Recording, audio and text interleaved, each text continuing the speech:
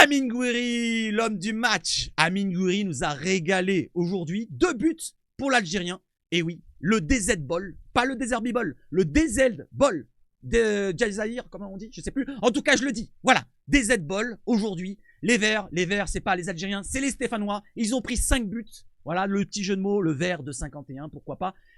Amine Gouiri, homme du match. Il y en a eu d'autres qui ont été très bons, comme Murillo, on va en parler aussi. Donc un joueur recruté très peu, pour très peu d'argent finalement, qui nous convient parfaitement. On va parler de pas mal de joueurs et on va y aller tout de suite pour l'introduction. N'hésitez pas, pour ceux qui ne sont pas abonnés, à activer la cloche ici et là. Voilà, je vous mets la petite alerte, n'hésitez pas. On se retrouve tout à l'heure pour le live, pour noter les joueurs. Pour l'instant, on est encore en live. Il y a C'est Marseille Bébé qui me parle tout seul. Jérémy Chauveau aussi. Mais on est nombreux, vous allez voir tout à l'heure, pendant le live, on passait un bon moment. N'hésitez pas, on va noter toute l'équipe, un par un, et on va en mettre des belles notes. Allez, on y va, let's go, sur l'introduction.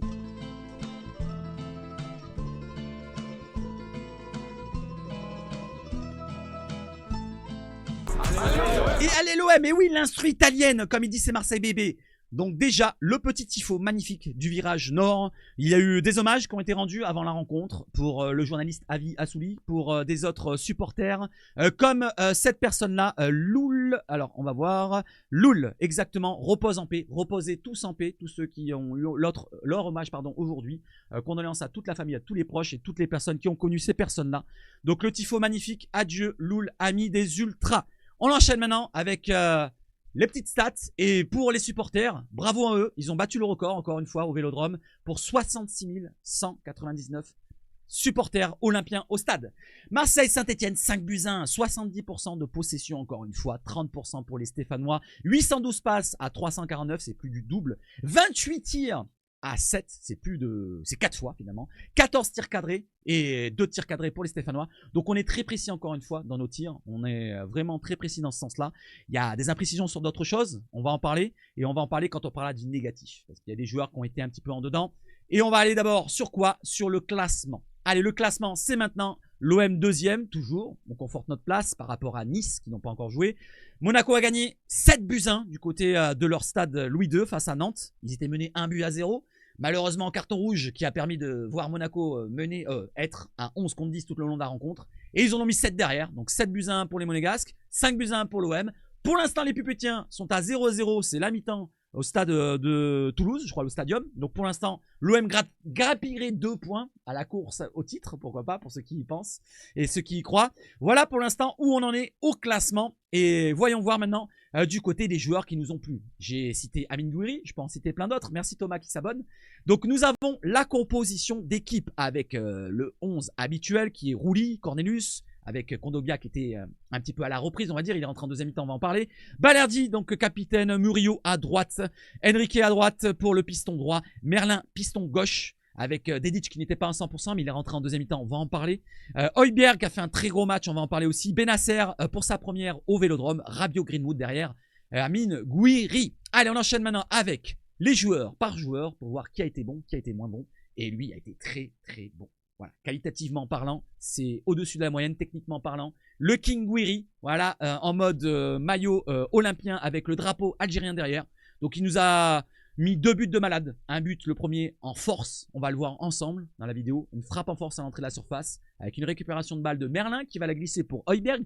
Højbjerg qui va la glisser et ça va être une passe décisive pour Højbjerg. Et derrière, la frappe de Gouiri à l'entrée de la surface qui va en lucarne, qui va déloger les toiles d'araignée.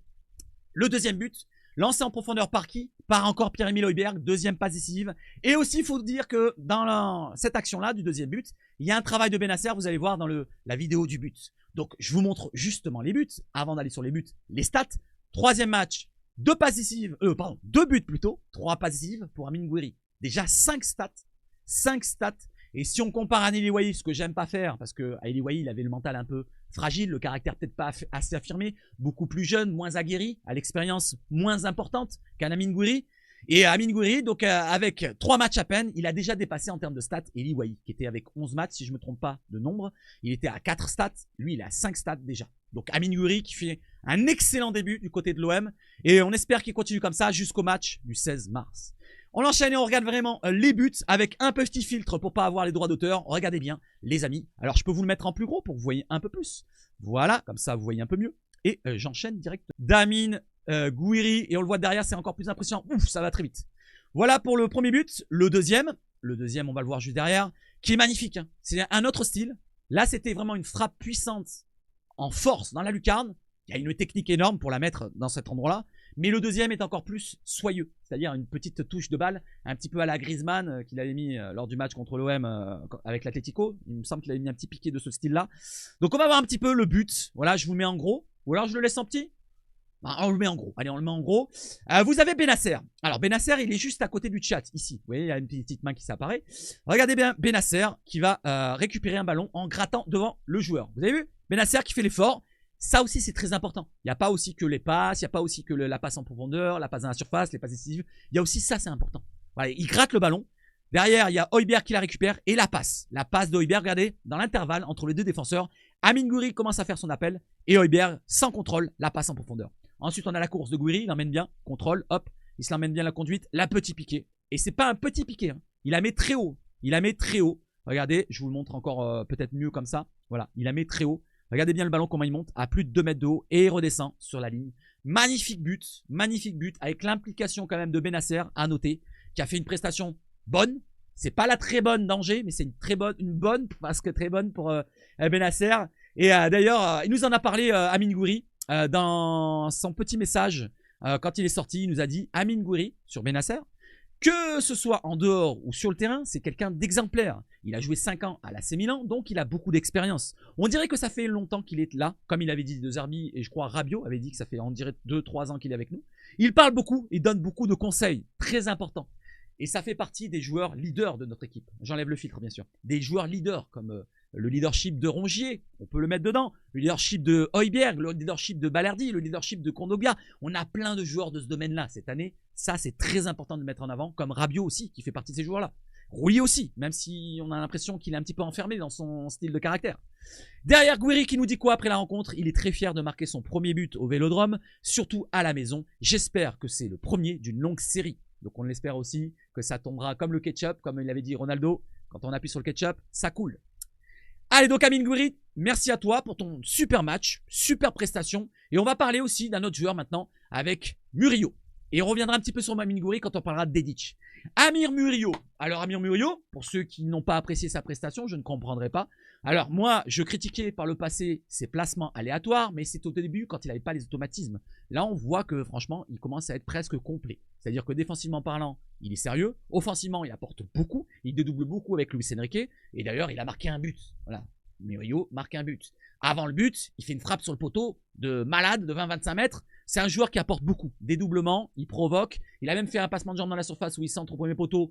Malheureusement, il n'y a pas eu de but derrière, mais il apporte beaucoup. Murillo, très sérieux dans sa rencontre. Comme il avait dit De Zerbi lors du match contre Saint-Etienne en Coupe de France, il avait dit Murillo est très bon sur les derniers matchs, avec et sans ballon. Et là, on peut être d'accord avec cela. Pour même ce match-là, très très sérieux match d'Amir Murillo. On enchaîne avec un autre joueur qui a été très bon aussi, surtout la deuxième mi-temps. Parce que quand on va voir les stats tout à l'heure, vous allez voir que c'est surtout la deuxième mi-temps que vraiment on accélère.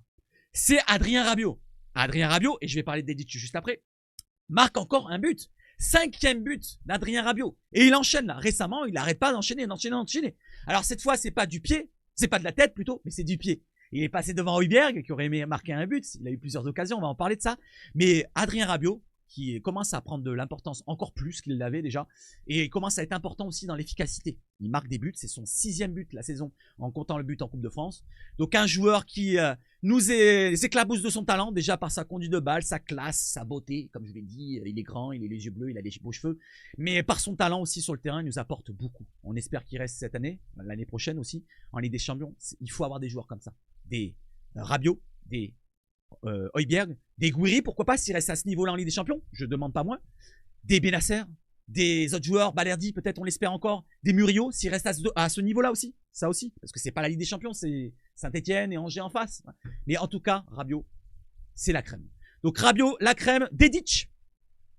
Alors Dedić, il y a du très très bon offensivement, il apporte énormément, beaucoup plus qu'un Merlin. Voilà l'efficacité qu'il a, c'est-à-dire il a une passe décisive dans cette rencontre-là pour Rabiot justement. C'est important par rapport à un Merlin qui est un petit peu, voilà, il est un peu juste dans les derniers gestes, surtout offensivement. Défensivement, bon, il a toujours des lacunes, le placement, le retour, il manque de vivacité, il court un peu moins vite, et il a moins de vivacité qu'un Dedic par exemple. Même si sur le but qu'on encaisse, Dedic se fait quand même assez manger. Ça, c'est un petit point qu'il faudra voir pour les prochains matchs. Si c'est juste par le replacement qu'il était mal placé, il se fait dépasser par Cardona, qui avec le ballon le mystifie, il le laisse sur place. Voilà, je parle du but là pour Dedic qui est un petit peu fautif là-dessus. Il y a aussi Kondogbia, certains qui me citent, mais je ne vais pas le citer là-dedans. Mais Dedic, il faudra voir à l'avenir s'il sera titulaire, parce que vu ce qu'il a montré là, je pense qu'il y a beaucoup plus de qualité amenée offensivement parlant, ça c'est sûr, qu'un Merlin. Défensivement parlant, c'est à peu près kiff-kiff, on va dire, pour l'instant. À voir à l'avenir maintenant quand il jouera titulaire ou pas. Pour l'instant, Dedic, c'est du bon, c'est du très bon. Voilà, offensivement parlant, quand on domine les adversaires. À voir maintenant quand on va subir face à peut-être des Parisiens ou d'autres matchs. L'année prochaine en Ligue des Champions ou quoi au caisse, quand on va subir un petit peu dans les rencontres, à voir s'il fera les efforts défensifs pour un petit peu soutenir aussi nos défenseurs. Parce que Cornelius, Kondogbia, quand c'est en défense, il faut les soutenir. Donc Merlin, pour en parler un petit peu maintenant, on va lui mettre une petite dose. Je suis désolé, mais Merlin, il se propose beaucoup. Il touche beaucoup de ballons. Il a une qualité technique quand même au-dessus de la moyenne. On le voit dans sa conduite de balle, c'est assez élégant.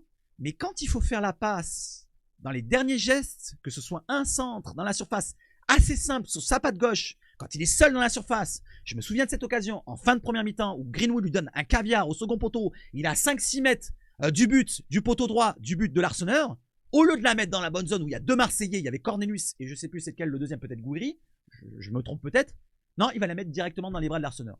Alors, je ne sais pas s'il y a un problème quand il arrive aux abords de la surface, mais il faudra un petit peu ajuster ça, Quentin. Parce que si tu n'ajustes pas ça, tu vas aller vite fait sur le banc. Je pense que là, Quentin, ça commence à faire beaucoup. C'est pas que la première fois que je le dis. Contre Rennes, j'en avais parlé. Contre Angers, j'en avais parlé. Regardez mes anciens débriefs.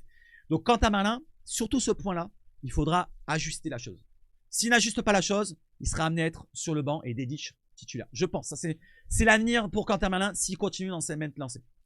Un autre joueur qu'on a vu, et ça fait plaisir de le voir de plus en plus, voilà, il a du temps de jeu, il est rentré en fin de match à la place de Greenwood, à la 70e, un truc comme ça, c'est Bilal Nadir, voilà, qui est présélectionné, juste pour mettre l'information en avant, qui est présélectionné avec le Maroc par Walid Regragui pour le prochain rassemblement du Maroc. Et ça fait plaisir qu'il soit récompensé, voilà, il montre de la qualité sur le terrain, de l'envie, voilà, beaucoup d'envie. Et ça, c'est pour mettre en lien au départ des Ismaël Koné, et d'autres joueurs peut-être derrière, mais surtout Ismaël Koné. Parce qu'Ismaël Koné, c'était peut-être le joueur qui devait remplacer Greenwood en cours de match. Il a pris sa place, il a pris la place aussi d'Amin Harit qui est écarté puisqu'il n'est plus dans le groupe. Il a pris aussi presque de l'avance sur Jonathan Rowe qui rentre en fin de match, mais c'est pas le même profil exactement. Jonathan Rowe, c'est plus un profil à jouer presque en pointe plutôt que dans ses rôles derrière. Donc Amin Harit, Bilal Nadir, c'est du bon. C'est du bon pour l'avenir. Maintenant, il faudra voir l'année prochaine. Là, je me lance sur l'année prochaine. Est-ce que ça conviendra pour le niveau Ligue des Champions? Je ne suis pas sûr. Une rotation peut-être en Ligue 1, peut-être en Ligue des Champions, peut-être, s'il passe encore le cap. Ou alors le prêter pour qu'il s'aguerrisse. Encore pour être titulaire dans un autre club de Ligue 1. Ça, c'est mon avis. Voilà, Nadir, ça sert à rien de le garder en 4e, en 3e choix, qu'il ait très peu de temps de jeu. Voilà, s'il a que du temps de jeu en Coupe de France, par exemple, et quelques matchs en Ligue 1, vaut mieux le prêter du style à, je dis des conneries, Montpellier, s'il reste en Ligue 1, des choses comme ça. Vous voyez ce que je veux dire? Il sera titulaire là-bas. Il va peut-être s'aguerrir 1 an. Peut-être même 2, il revient plus fort, à la André Ayou, pour ceux qui s'en souviennent, et il reviendra plus fort pour être titulaire ou voire être dans une rotation à l'avenir. Voilà pour Bilal Nadir, bel avenir pour Bilal Nadir, et ça rime, et je passe à autre chose. Un autre joueur, donc c'est Balerdi qui a fait une belle prestation en termes de duel, en termes d'efficacité dans les duels défensifs. Offensivement, on va en parler tout à l'heure dans la note de l'arbitrage. Il a fait une prestation en début de match qui était un petit peu... Alors, ça me laissait un petit peu un goût amer, c'est-à-dire que je le voyais tenter des choses qui m'énervaient, qui commençaient à m'énerver tout doucement, mais ça a duré 5 minutes. Après, quand il a gagné ses duels face à Stassin, on l'a plus vu. Stassin Tracassin, il a gagné le premier duel face à Balerdi où on a concédé la première occasion du match face à Saint-Etienne. Mais derrière cela, il a gagné tous les duels, que ce soit aérien ou même au sol. On a eu un gros Balerdi encore une fois. On va voir pour les notes tout à l'heure quand on sera en live. Donc un Balerdi qui nous dit quoi? Gouiri, Benasser et Dedic ont fait augmenter le niveau de l'équipe. Le capitaine de l'OM, Balerdi, souligne l'apport des recrues du mercato hivernal précieux pour écraser Saint-Etienne 5-1. Et je suis d'accord, l'apport est important. Il manque juste un joueur, et on va le voir dans les points négatifs, c'est Luis Felipe Ramos. Alors je peux vous montrer même maintenant, Luis Felipe Ramos, qui était pas incertain en début de rencontre, puisqu'on le pensait apte, et ben non, finalement, il est plus qu'incertain, puisqu'il s'est blessé, rechute. Luis Felipe, c'est une petite lésion musculaire qui le prive de ce match. Une semaine d'indisponibilité estimée pour l'ancien de la Lazio. Douleur ressentie, semble-t-il, hier, nous dit Karim Attab. On n'était pas au courant de cette information-là. Derrière, il nous précise que pour Luis Felipe, c'est le mollet. Ça fait penser à Kondogbia, à Minarit. Attention que ça ne dure pas plus d'une semaine, parce que là, le mollet, il y a beaucoup de fibres musculaires. Un petit mois encore pour Luis Felipe Ramos. Peut-être qu'il ne jouera pas d'ici la fin de saison. On est déjà en février. On ne sait pas. Mais en tout cas, Luis Felipe Ramos, problématique parce qu'il était amené à remplacer Balerdi contre Auxerre. Et ben finalement, ça ne sera pas lui qui remplacera Balerdi. Parce que Balerdi, oui, il est suspendu contre Auxerre, pour ceux qui ne le savaient pas. Tout comme Cornelius qui a pris un carton jaune, il sera suspendu non pas contre Auxerre, mais contre Nantes le prochain match.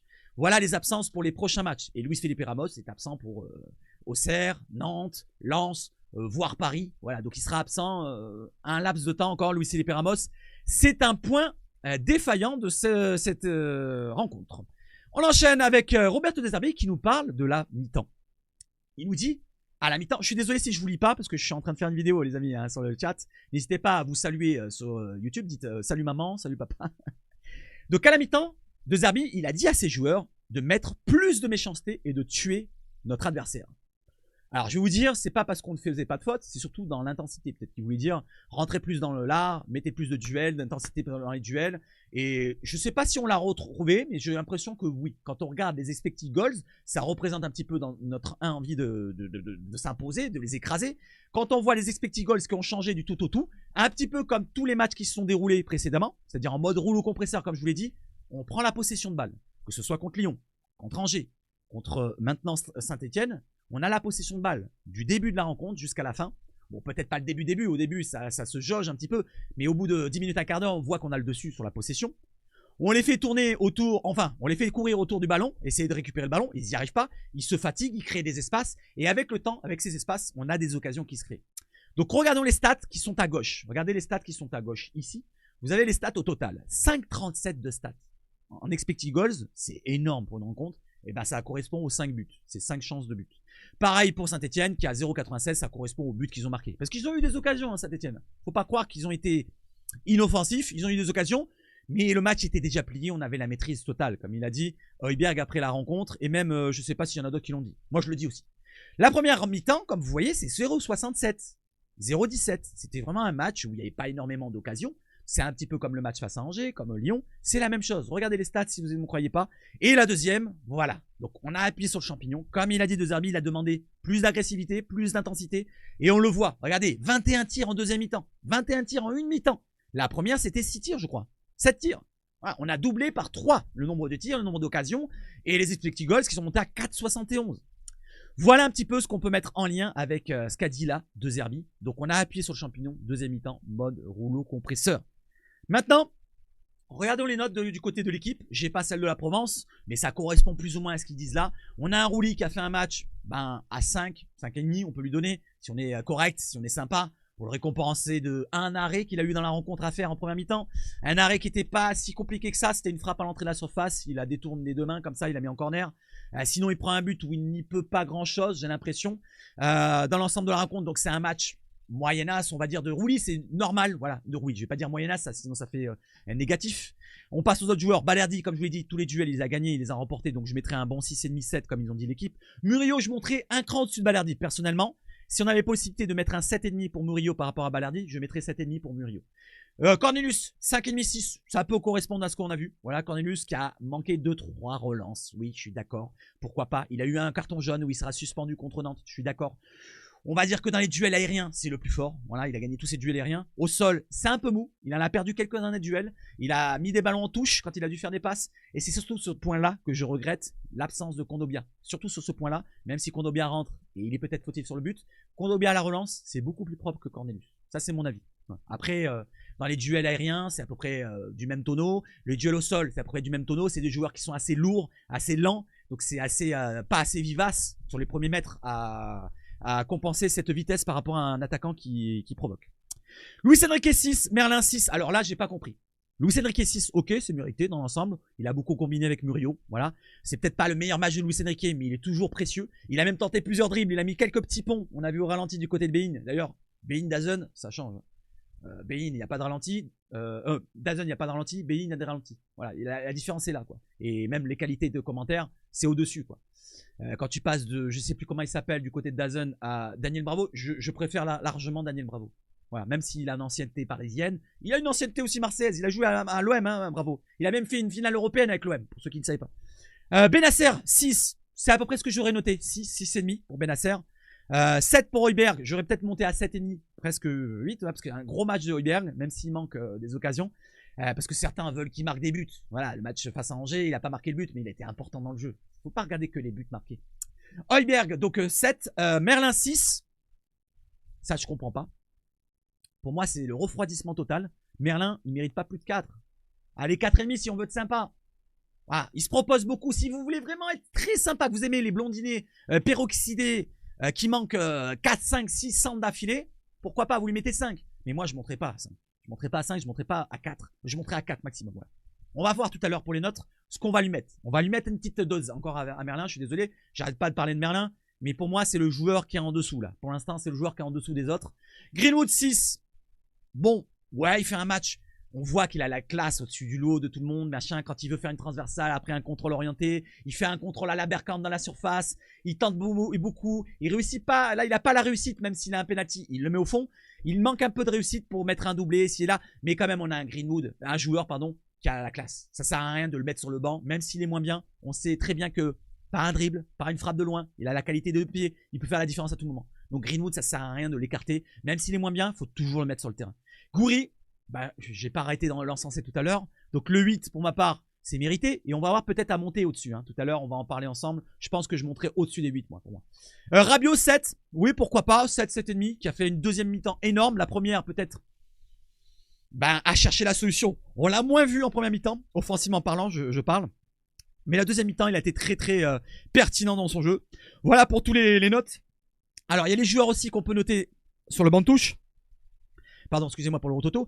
Je noterai que Amar Dedic, tout à l'heure dans le live, pour comparer un peu à Merlin. On va noter tout à l'heure tous les joueurs, le 11, voilà, comme je vous l'ai dit, sur cette page-là, pour ceux qui ne savent pas ce que c'est. Voilà, on descend, là c'est Angers-Marseille, mais juste là, vous voyez là, ici, on va noter ici, sur cet écran, je le mettrai en beaucoup plus grand, vous inquiétez pas, mais on va noter tous les joueurs, ok ? Alors on se retrouve tout à l'heure en live, regardez bien, vers 23h, 23h30 je pense plutôt. On se retrouvera pour faire un petit live 1h, 1h30, 2h, voilà, maximum. Allez, je reviens sur le débrief, donc les notes et on enchaîne. Pierre-Emile Højbjerg qui nous dit « Je trouve que notre match du jour était complet. Je suis d'accord, notre façon de jouer était tellement maîtrisée. Je me suis amusé. » Alors c'est Højbjerg qui a dit maîtrisé. « Je me suis amusé. Je voulais marquer, mais quand tu t'amuses, tu veux tout déchirer pour l'équipe. 2 passes décisives, ce n'est pas mal. » Voilà, il a 2 passes décisives. Il a voulu marquer, il a eu 3 occasions énormes, dont une où c'est Rabiot qui marque devant lui. La deuxième, il est à 2-3 mètres du but. Il a le centre qui arrive de... Je crois que c'est... Je sais pas si Murillo ou Enrique. Je crois que c'est Enrique qui déborde, qui centre au premier poteau. Ou Jonathan Rowe. Non, c'est Jonathan Rowe qui centre. Il fait une frappe loupée où il centre. Et il y a Højbjerg qui est dos au gardien. Il le contourne et il va taper le poteau. Voilà, il est à 1 mètre du but, mais il va taper le poteau. Il a tapé le poteau malheureusement. Donc celle-là d'occasion, l'occasion pour Rabiot qui lui enlève. Et la tête plongeante au point de pénalty. Il a une tête plongeante sur un super centre. Je sais pas qui c'est qui centre. Elle lui arrive sur la tête au point de pénalty. Il va la mettre et ça frôle là-bas. Donc Pierre-Emile Højbjerg qui n'a pas eu de chance dans son efficacité pour le but. Mais en termes de match, il fait un match très très plein, très complet. Comme il a dit là, le match était complet pour toute l'équipe et lui en fait partie. Maintenant, regardons pour la VAR. Alors pour la VAR, je vais vous la mettre en gros. Je mets la vidéo en gros, pas autre chose. Alors, vous me dites ce que vous en pensez. Alors là, on a le duel pour le but refusé de Balardi. À la 11e minute, il y a un corner tiré par Benasser, qui aurait pu faire une passe décisive d'ailleurs pour Benasser. Il aurait pu monter sa note. Donc on a Balardi, vous voyez ici, Balardi il est au duel au milieu de l'écran. Voilà, il est accroché par le numéro 19 au niveau de la hanche. Et lui, il a le bras au-dessus. Il ne peut pas enlever son bras. Voilà, il ne peut pas le mettre collé au corps. Voilà, il fait un effort pour essayer de sauter. Derrière, on a aussi Højbjerg. Regardez Højbjerg, il est au premier devant Balardi. Il est juste derrière le Stéphanois ici, vous voyez au milieu de l'écran. Je vais avancer. Voilà, je vais avancer tout doucement, image par image. Regardez Højbjerg. Est-ce que vous voyez Højbjerg aller vers le gardien? Le gardien, c'est l'Arseneur qui est juste ici. C'est le gardien qui vient vers Højbjerg. C'est pas Højbjerg qui bouge. Højbjerg ne regarde que le ballon. Pareil pour Balardi. Regardez le duel entre Balardi et le défenseur. Il ne bouge pas. Il a le bras dessus. C'est parce que c'est un duel. Il écarte les bras pour sauter, mais il ne s'appuie pas dessus. C'est le duel juste pour prendre son élan. Regardez bien, je continue. Højbjerg va se faire percuter par le gardien. Alors, le gardien va simuler. Alors j'enlève le chat, hein. J'enlève le chat, désolé. Voilà. Regardez le gardien. Regardez le gardien, comment il simule. Voilà, là il le touche à peine. Regardez comment il simule. Ah, et derrière, Balerdi, le but est refusé. Je remonte Balerdi. Voilà, je remonte Balerdi qui prend le dessus sur le défenseur. Il a le bras dessus, Balerdi. Vous voyez, il a le bras dessus. Mais c'est juste parce que le défenseur, il joue pas le duel, tout simplement. Il n'y a pas de faute ni de Balerdi, ni de Højbjerg. Le but aurait dû être accordé à la 11e minute pour le 1-0 pour l'OM. Voilà ce que j'en dis, moi pour ma part, pour mon analyse. Derrière, bon, on peut penser que c'est par rapport à ça. Quand on voit l'arbitrage à la VAR pour ce match-là, c'est monsieur Benoît Bastien.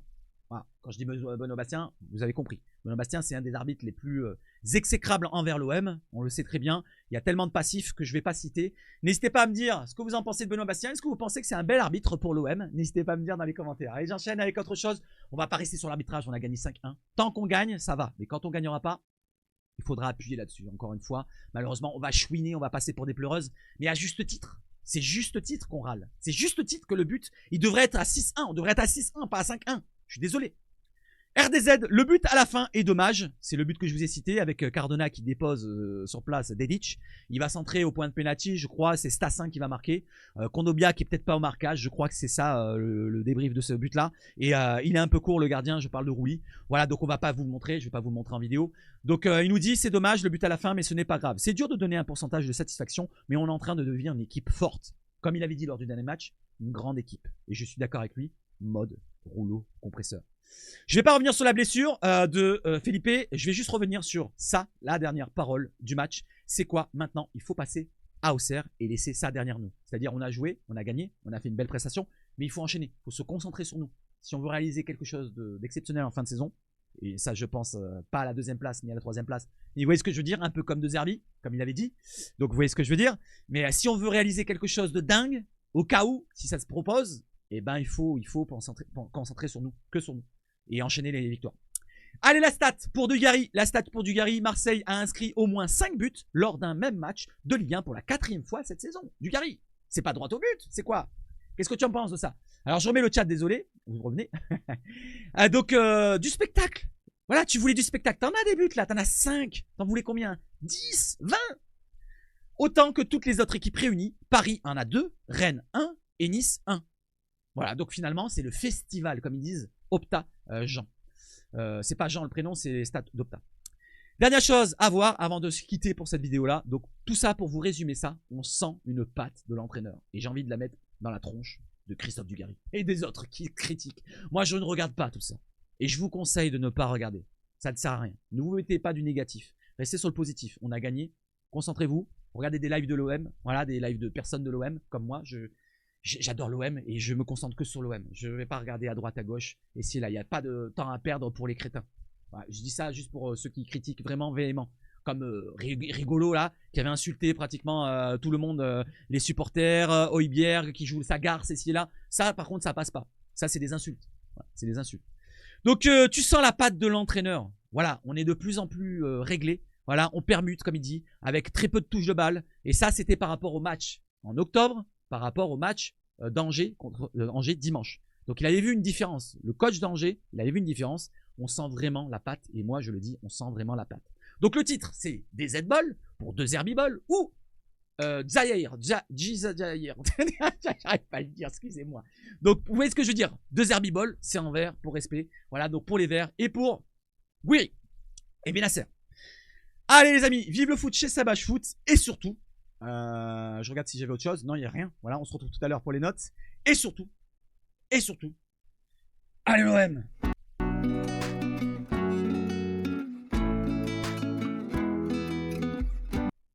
Allez, ciao, ciao, ciao!